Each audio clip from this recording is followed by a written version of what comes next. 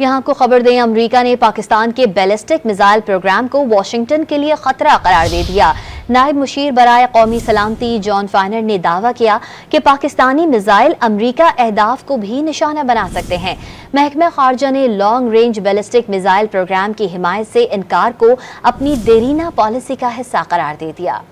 America के नायब मुशीर बराए कौमी सलामती जॉन फाइनर ने दावा किया कि पाकिस्तान के मिसाइल से अमेरिका भी महफूज नहीं। इल्जाम आयद किया कि पाकिस्तान ऐसे मिसाइल बना रहा है जो जनूबी एशिया से बाहर बशमूल अमरीकी अहदाफ को निशाना बना सकता है। दावा किया कि पाकिस्तानी इक़दामात को उभरती हुई धमकी के अलावा किसी और चीज के तौर पर देखना मुश्किल है। Recently, Pakistan has developed increasingly sophisticated missile technology. If these trend lines continue, Pakistan will have the capability to strike targets well beyond South Asia, including in the United States, raising real questions about Pakistan's intentions. It's hard for us to see Pakistan's actions as anything other than an emerging threat to the United States.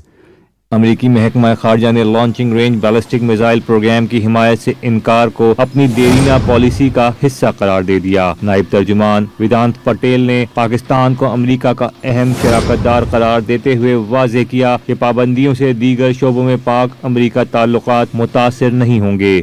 It is a long-standing U.S. policy to deny support to Pakistan's long-range ballistic missile program. The Department of State will continue to use sanctions and other tools to protect our national security, but they don't affect other areas of U.S.-Pakistan area cooperation, which we have a great deal of. America ने गुज़श्ता रोज तवील फासले तक मार करने वाले ballistic मिसाइलों की तैयारी के हवाले से पाकिस्तान के 4 इदारों पर पाबंदी लगाने का ऐलान किया था।